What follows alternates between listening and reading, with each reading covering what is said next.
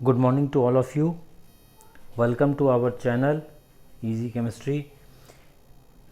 The motto of the channel is to enhance knowledge about the course in pharmaceutical inorganic chemistry for the Bachelor of Pharmacy and Diploma in Pharmacy and other non-pharmacy students. Students, we are now today discussing about the new topic anti microbial agent. आज हम जो है anti microbial agents के बारे में discuss करेंगे, बातें करेंगे कि एंटी माइक्रोबियल एजेंट्स का क्या इंपॉर्टेंस है, हम ये इसे क्यों स्टडी कर रहे हैं, क्या इसकी वैल्यू है और हमारी डेली लाइफ में इसका क्या इंपॉर्टेंस है, हम इससे कैसे बेनिफिट ले सकते हैं और ये हमें कैसे बेनिफिट पहुंचाती है ना। इसमें हम इसकी डेफिनेशन पढ़ेंगे, मैकेनिज़म्स पढ़ेंगे, क्लासिफिकेशन पढ़ेंगे and inorganic compounds that behave as an antimicrobial agents, इसके बारे में स्टडी करेंगे। Now friends, an antimicrobial agent is an agent that kills microorganisms or stop their growth। antimicrobial agent वो एजेंट्स होते हैं, वो और ड्रग्स होती हैं जो कि माइक्रो ऑर्गेनिजम्स को किल करती हैं या उनकी ग्रोथ को स्टॉप करती हैं, प्रिवेंट करती हैं। Antimicrobial medicines can be grouped according to the microorganisms they act primarily against. Example, antibacterials are used against bacterial species and fungal drugs are used against fungal species. Antiviral drugs are used against viral species and may other species categorized as per. तो antimicrobial agent वो agent होते हैं जो micro organisms की को किल कर देते हैं, उनको सेल्स को डिस्ट्रॉय कर देते हैं ताकि वो आगे इन्फेक्शंस को स्प्रेड ना कर सकें या उनके ग्रोथ को स्टॉप कर देते हैं, प्रिवेंट कर देते हैं, इनहिबिट कर देते हैं। एंटीमाइक्रोबियल मेडिसिन या ड्रग्स वो ड्रग्स होती हैं, ठीक है, उनको कैटेगराइजेशन उनके मेथड ऑफ एक्शन या जिस स्पेसीज़ के अगेंस्ट में वो एक्ट करती हैं उसके अकॉर्डिंगली इसको हम ग्रुपिंग करते हैं, कैटेगराइजेशन करते हैं। जैसे एंटी माइक्रोबियल एजेंट्स जो है जो भी हमारे बैक्टीरियल स्पेसीज़ हैं उसके अगेंस्ट में इफ़ेक्टिव है। Anti fungal drugs and fungal species के अगेंस्ट में इफ़ेक्टिव है। जैसे आजकल जो आपने देखा ब्लैक फंगस या वाइट फंगस जो आ रहा है उसके लिए हम एंटी फंगल ड्रग्स का यूज़ करेंगे। जो हमारा एंटीवायरल ड्रग्स है, ठीक है, जैसे रेमडेसिविर, ये हमारा कोरोना वायरस के अगेंस्ट में यूज़ कर रहे हैं, ये भी एंटीमाइक्रोबियल एजेंट की कैटेगरी में आता है, ठीक है। अब जो हम बेसिकली इसकी कैटेगराइजेशन करेंगे वो हम दो कैटेगरी से करेंगे। जो फर्स्ट है हमारा माइक्रोबिसाइडल एंड सेकंड है हमारा माइक्रोबायोस्टैटिक एजेंट्स।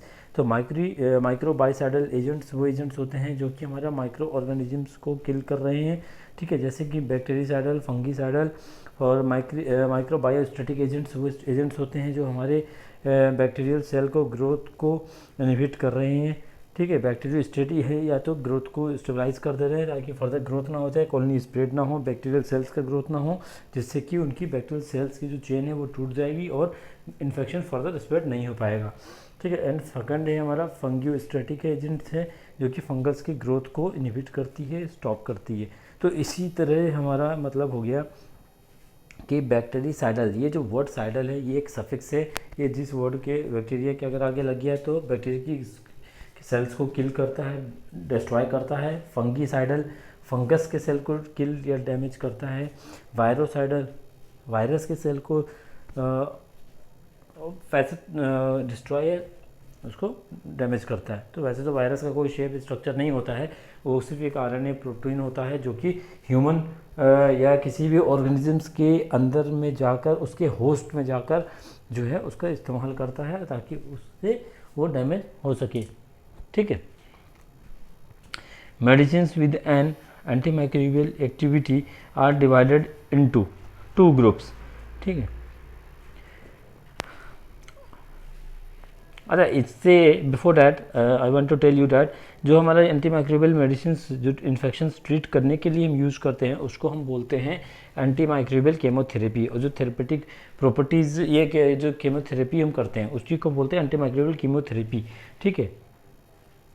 और जो एंटीमाइक्रोबियल एजेंट्स मेडिसिन जो हम इन्फेक्शन को प्रिवेंट करने के लिए यूज़ करते हैं वो एंटीमाइक्रोबियल प्रोफाइलैक्सिस की तरह यूज़ की जाती है। Medicine with an antimicrobial activity are divided into 2 groups, ठीक है। Non selective antimicrobial agents causes most destructive effect on the majority of the microorganisms, antiseptics and disinfectants, ठीक है। तो नॉन सेलेक्टिव एंटीमाइक्रोबियल एजेंट से वो जो होते हैं ब्रॉड स्पेक्ट्रम एंटीबायोटिक्स होते हैं और mostly majority of the micro organisms के अगेंस्ट में इफेक्टिव होते हैं, ठीक है। और जो सेलेक्टिव एंटीमाइक्रोबियल ड्रग्स होती हैं वो कीमोथेरेपेटिक एजेंट्स होते हैं, वो किसी पर्टिकुलर बैक्टीरियल, फंगल या वायरल स्पीसीज़ के अगेंस्ट में इफेक्टिव होते हैं। जैसे रेमडेसिविर हम यूज़ कर रहे हैं आज की करंट के कोरोना कोविड-19 के केस में, तो ये कोरोना जो सार्को वायरस है, ये इसके अगेंस्ट में हमारा एंटीमाइक्रोबियल एजेंट जो है रेमडेसिविर का यूज़ करते हैं, या आइवरमेक्टिन का हम यूज़ करते हैं जो कि एक एंटीबैक्टीरियल एजेंट है, ठीक है। नाउ नेक्स्ट हम डिस्कस करेंगे ideal properties of for the good antiseptics and disinfectant agents के क्या होते हैं।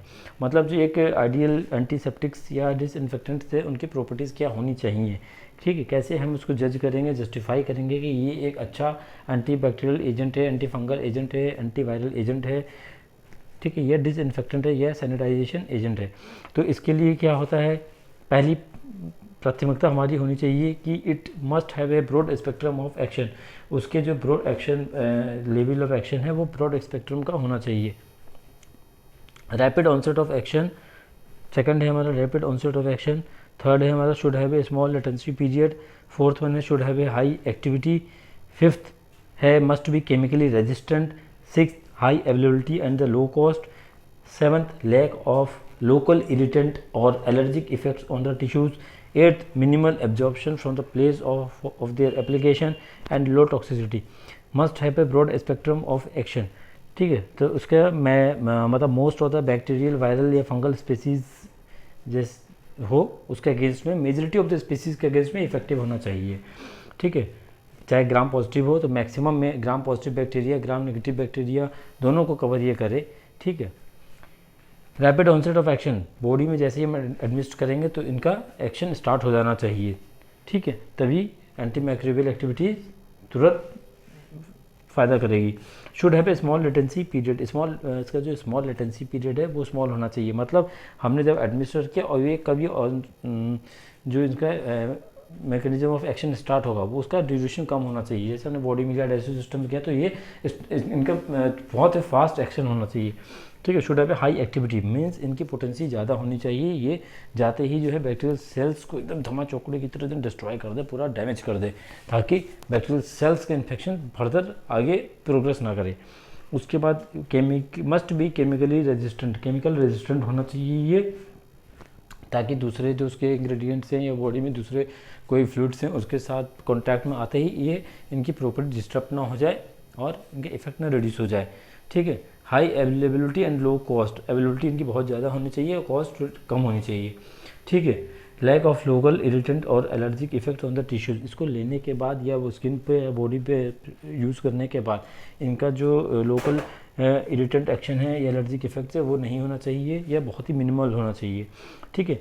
Minimum absorption from the place of their application, जिस प्लेस पे भी अगर हम टॉपिकल की बात करें तो जहाँ भी हम इसका अप्लाई एप्लीकेशन कर रहे हैं वहाँ पर जो है कम से कम इसका एब्जॉर्प्शन होना चाहिए, डायरेक्टली ब्लड में एब्जॉर्ब होना चाहिए, ठीक है। और ब्लड में अगर एब्जॉर्ब होने वाला नहीं है तो ये जो अभी हमारा वाउंड है या इन्फेक्शन है वो ये डायरेक्टली वहाँ पर अप्लाई करें और वहाँ पर यही इफेक्टिव हो, ये सराउंडिंग सर्फेसेस को ये डैमेज ना करे, वहाँ इचिंग वगैरह अदर हार्मफुल इफेक्ट्स को प्रोड्यूस ना करे। नेक्स्ट है हमारा लो टॉक्सिसिटी। ये सभी को पता है कि टॉक्सिसिटी जो भी एंटीमाइक्रोबियल एजेंट है उसकी टॉक्सिसिटी कम से कम होनी चाहिए, ठीक है।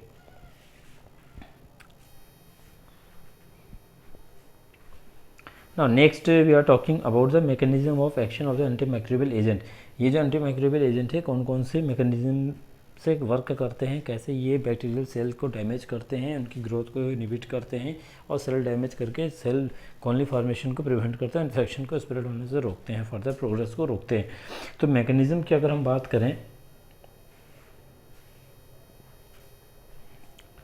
तो एक antimicrobial agent is expected to effect only microbes sparing the host cells and many organic compounds like antibiotics etcetera do have this kind of properties. However, this kind of the inorganic antibacterial is mostly non-specific. The most common mechanism of action for inorganic antimicrobial drugs action fall into 3 basic categories. ठीक है, एक है जो हमारा antimicrobial agent होता है, उससे हम ये एक्सपेक्ट कर सकते हैं कि होस्ट सेल जो होती है उसको छोड़ के, ठीक है, और या और जो भी अदर ऑर्गेनिक के कंपाउंड्स हैं बॉडी में उसको भी छोड़ के बाकी जो हमारा जो फॉरेन पार्टिकल्स है या फॉरेन बॉडीज़ है या फॉरेन सेल्स हैं उस पे एक्ट करें, ठीक है। बट इस टाइप का जो एंटी माइक्रोबियल एजेंट्स है, इनऑर्गेनिक एंटी माइक्रोबियल एजेंट्स हैं, वो मोस्टली नॉन स्पेसिफिक होते हैं। मतलब वो मोस्टली एक रैंडमली अगर हम बात करें तो बहुत ज़्यादा बैक्टीरियल स्पीसीज़ के अगेंस्ट में वर्क करता है। जैसे कि एक एंटीसेप्टिक की बात करें, डेटॉल है, सेवलॉन है, लाइजोल है, तो इसमें क्या है कि ये मोस्टली ब्रॉड स्पेक्ट्रम होते हैं। अब जहाँ भी इन्फेक्शन वगैरह हो तो वहाँ पर इसको हम यूज़ करके सब कुछ क्लियर कर सकते हैं, ठीक है। ऑक्सीडेशन, दिस कंपाउंड, पहला जो मैकेनिज्म एक्शन है वो है ऑक्सीडेशन। तो ऑक्सीडेशन जो तरीका है, जो मैकेनिज़्म है, ये इस मैकेनिज़्म से जो कंपाउंड्स है वो क्या करते हैं कि हमारे जो प्रोटीन्स होते हैं, बॉडी में प्रोटीन्स होते हैं, उनके रेड्यूसिंग ग्रुप्स को ऑक्सीडाइज कर देते हैं, ठीक है, with the help of oxidising agents, ठीक है। जैसे कि हमारा पोटेशियम परमैंगनेट है, KMnO4 है, ब्लीचिंग पाउडर है, ये सारे जो कंपाउंड्स हैं, इनऑर्गेनिक कंपाउंड्स हैं, ये ऑक्सीडाइजिंग एजेंट की तरह बिहेव करते हैं। और ये क्या करते हैं कि जो हमारा सल्फ हाइड्राइल ग्रुप होता है, एसिड ग्रुप होता है, जो मिलके हमारा डाइसल्फाइड बॉन्ड बनाता है, डाइसल्फाइड ब्रिज बनाता है, ठीक है, इसको क्या करते हैं कि ये जहाँ जिस प्रोटीन में रहते हैं उसके मोलिकुलर शेप को चेंज कर देते हैं, वहाँ पर डाइसल्फाइड बॉन्ड को ब्रेक कर देते हैं, ठीक है, वहाँ ऑक्सीडेशन कर देते हैं, जिसकी वजह से जो हमारा प्रोटीन डिस्ट्रॉय हो जाता है। और आपको पता है कि किसी भी लाइफ के लिए बेसिक यूनिट जो होता है, यूनिट ऑफ लाइफ जो है, उसको अगर हम बात करें तो प्रोटीन होती है। तो अगर प्रोटीन को हम डैमेज कर दिए तो पूरी सेल स्ट्रक्चर डैमेज होना शुरू हो जाती है, और सब सेल स्ट्रक्चर डैमेज हो जाएगा तो सेल ग्रोथ रुक जाएगी, सेल किल हो जाएगा, सेल डैमेज डिस्ट्रॉय हो जाएगा, ठीक है। इस मैकेनिज्म के अंडर में जो कंपाउंड से काम करते हैं उनका नाम है hydrogen peroxide, potassium permanganate, KMnO4, metal peroxides हो गए, अदर सोडियम पेरोक्साइड हो गए, जैसे हेलोजेंस हो गया, कैल्शियम ऑक्सीक्लोराइड, ठीक है, and oxo halogen anions act by this mechanism, ठीक है। सेकंड है हमारा हेलोजिनेशन, जो सेकंड मैकेनिज्म है जिसके इंक्लूडिंग जो एंटी माइक्रोबियल एजेंट की शो करते हैं, वो उसमें क्या होता है कि जो हमारे प्राइमरी और सेकेंडरी अमाइड ग्रुप्स होते हैं, जो प्रोटीन्स होते हैं, वो हमारे सारे जो सेल्स होते हैं, सेल्स में प्रोटीन्स होता है, ये जो प्रोटीन्स हमारे बॉडी में होते हैं, ठीक है, ये सेल्स के अंदर होते हैं, ये पेप्टाइड लिंकेज से जुड़े होते हैं आपस में, ठीक है। तो ये जो हेलोजिनेशन प्रक्रिया है, इन पेप्टाइड लिंकेजेस में जो हाइड्रोजन अटैच है, NH के साथ हाइड्रोजन अटैच है, ये हेलोजिनेशन वहाँ हो जाता है, वहाँ पर ये हाइड्रोजन को रिप्लेस करके एक हेलोजन ग्रुप वहाँ अटैच हो जाता है, जिसकी वजह से प्रोटीन स्ट्रक्चर जो है डैमेज हो जाता है, डिस्ट्रॉय हो जाता है, प्रोटीन डैमेज हो जाती है, और प्रोटीन डैमेज होने के बाद सेल ग्रोथ जो है इनहिबिट हो जाती है, ठीक है। इसके इंक्लूडिंग जो कंपाउंड्स है वो हाइपोक्लोराइड्स है, जैसे कि ब्लीचिंग पाउडर, ये भी जो है सोडियम ऑक्सीक्लोराइड हो गया, ठीक है, सोडियम हाइपोक्लोराइड हो गया, कैल्शियम ऑक्सीक्लोराइड हो गया, ठीक है। तो ये जो सारे हैं, जैसे ये हमारा डिसइंफेक्टेंट है, ठीक है, ये हेलोजिनेशन प्रक्रिया से एक्ट करता है, ठीक है। इसकी है, जब देख रहे हैं नीचे डायग्राम में, जो ये पॉलीपेप्टाइड चेन है, ठीक है, और OCNH ये अमाइड बॉन्ड है, वहाँ पर हम क्लोरीनेशन कर रहे हैं, हेलोजिनेशन कर रहे हैं OCl, तो यहाँ पर जो H हट के Cl ऐड हो जाएगा। थर्ड मैकेनिज्म है हमारी प्रोटीन प्रेसिपिटेशन, ठीक है। ये प्रोटीन प्रेसिपिटेशन की अगर हम बात करें तो प्रोटीन प्रेसिपिटेशन में क्या है कि प्रोटीन स्ट्रक्चर जो हमारा माइक्रो ऑर्गेनिजम्स का होता है उसके में जो है हमारा पोलर ग्रुप्स होता है, और साथ में लोन पेयर ऑफ इलेक्ट्रॉन्स होते हैं, ठीक है, जो कि लिगेंड्स की तरह वर्क करते हैं, एक्ट करते हैं। जब ये ट्रांजिशन किसी भी ट्रांजिशन मेटल से रिएक्ट करता है, इंटरेक्ट करता है, ठीक है, उसके कांटेक्ट में आता है, तो ये एक कॉम्प्लेक्स बना लेता है ये ट्रांजिशन मेटल कैटायंस के साथ, ठीक है। दस resulting in the precipitation of the protein. तो जैसे ही ये इसके ट्रांजिशन मेटल कटायन जैसे सोडियम पेरोक्साइड है, तो जैसे ही हमारा पोलर ग्रुप से कॉन्टैक्ट में आएगा, लोन पेयर इलेक्ट्रॉन्स के कॉन्टैक्ट में आएगा, तो ये कॉम्प्लेक्स बना लेगा, जिसकी वजह से हमारा प्रोटीन जो है प्रेसिपिटेट कर जाएगा। और जैसे ही प्रोटीन का स्ट्रक्चर डिनेचर्ड होगा, यानी प्रेसिपिटेशन होगा, कोगुलेशन होगा, तो वो फर्दर जो है ग्रोथ नहीं कर सकता, सेल की जो है सेल डैमेज हो जाएगी, सेल ब्रेक हो जाएगी और इन्फेक्शन फर्दर प्रोग्रेस होने से बच जाएगा। ठीक है, जिसकी वजह से हमारा जो भी इन्फेक्शन है वो जल्दी सही होने के चांसेस बढ़ जाते हैं। नेक्स्ट लास्ट है हमारा एस्ट्रिंजेंट। तो एस्ट्रिंजेंट आप लोगों को मैंने पहले भी बताया था कि जो वही एजेंट्स होते हैं दैट शो ए लोकल और surface protein precipitant action when applied to the damaged skin और म्यूकस मेम्ब्रेन। ठीक है, ये जो लोकल है सरफेस प्रोटीन प्रेसिपिटेंट एक्शन होते हैं, एक्शन प्रोड्यूस करते हैं जैसे ही हम किसी लोकल सरफेस पे इसको एक्ट करते हैं। ठीक है, astringent action is a surface phenomenon and such agents do not cause destruction of the host or tissues. ठीक है, these action causes contraction to stop discharges, they harden the skin and check exudative secretions and minor hemorrhages. ठीक है, classification of the antiseptics and disinfectants. अब हम last बात करेंगे next में classification क्या होती है, कैसे इसको कैटेगराइजेशन करते हैं। ठीक है, वैसे तो कैटेगराइजेशन बहुत ज़्यादा है इसकी एंटी माइक्रोबियल एजेंट की, जैसे कि बैक्टीरिसाइडल, बैक्टीरियोस्टैटिक, फंगिसाइडल, फंगियोस्टैटिक, वायरोसाइडल, वायरोस्टैटिक, पैरासाइटोसाइडल, ठीक है, प्रोटोजोसाइडल। ठीक है, इस तरह से कैटेगराइजेशन है। ठीक है, उसमें हम फिर सेकंड बात करते हैं सेकंड टाइप की कैटेगरी की, कि जैसे एंटीबायोटिक्स हो गया, और सेकंड है एंटीसेप्टिक्स हो गया, उसके बाद डिसइंफेक्टेंट्स हो गया, देन हमारा सैनिटाइजिंग एजेंट्स हो गया, देन हमारा जर्मियोस्टैटिक एजेंट्स हो गए, देन हमारा जर्मियोसाइडल हो गया। ये इस तरह से हम इसको क्लासीफाई कर सकते हैं। बट बेसिकली हमें क्या करना है कि हमें इनऑर्गेनिक केमिस्ट्री स्टडी कर रहे हैं तो हम इसमें दो तरह से पढ़ सकते हैं। पहला कैटेगराइजेशन है इनऑर्गेनिक सब्सटेंसेस एंड सेकंड है हमारा ऑर्गेनिक सब्सटेंसेस में। इनऑर्गेनिक सब्सटेंसेस में हमें पढ़ना है हैलोजेंस, जिसके अंतर्गत आता है आयोडीन। ठीक है, और आयोडीन के अंडर में आता है 2%, 3%, 5% alcohol solution of iodine. Next है हमारा पोविडोन आयोडीन सॉल्यूशन। नेक्स्ट है हमारा लिगोल्स सॉल्यूशन। लिगोल्स सॉल्यूशन जो है हमारा जिसको हम एक्वस आयोडीन सॉल्यूशन बोलते हैं। नेक्स्ट है हमारा क्लोरहेक्सिडिन। ठीक है, सेकंड है हमारा ऑक्सीडाइजिंग एजेंट, जिसको हम बात करेंगे hydrogen peroxide, potassium permanganate. Acids and alkalis की अगर हम बात करें, boric acid, salicylic acid, solution of the ammonia, metallic salt, silver nitrate, copper sulphate, zinc sulphate और जिंक ऑक्साइड। ठीक है, ये सारे मेटलिक सॉल्ट्स हैं। सेकंड कैटेगरी ये है हमारी ऑर्गेनिक सब्सटेंस। इसमें जो है हमने चार कैटेगराइजेशन किया है, चार टाइप से। पहला है एल्डिहाइड कंटेनिंग एजेंट्स, जिसमें फॉर्मल्डिहाइड, ग्लूटाराल्डिहाइड, हेक्सामेथिलीन, टेट्रामीनियम। ठीक है, नेक्स्ट है हमारा एल्कोहल, जिसमें आता है एथाइल अल्कोहल। नेक्स्ट है हमारा phenol derivatives, phenol, cresol, resorcinol, thymol. Next है हमारा डाइज, जिसमें हम मिथिलीन ब्लू और ब्लिन ग्रीन का यूज़ करते हैं एंटी माइक्रोबियल एजेंट। ठीक है, तो ये हमारी कैटेगराइजेशन हो गई। अब हम ये हमारा एंटी माइक्रोबियल एजेंट्स है। नेक्स्ट वीडियो में हम जो है एंटी माइक्रोबियल कंपाउंड्स के बारे में पढ़ेंगे, इनऑर्गेनिक एंटी माइक्रोबियल कंपाउंड्स है जो कि हमारा एंटी माइक्रोबियल एजेंट की तरह बिहेव करते हैं। अगर आपको वीडियो अच्छा लगा हो तो please like, share and subscribe and watch कीजिए इसे। अगर आपको कोई डाउट है तो कमेंट बॉक्स में भेजिए अपने, ठीक है, रिव्यूज़ दीजिए, कमेंट्स दीजिए।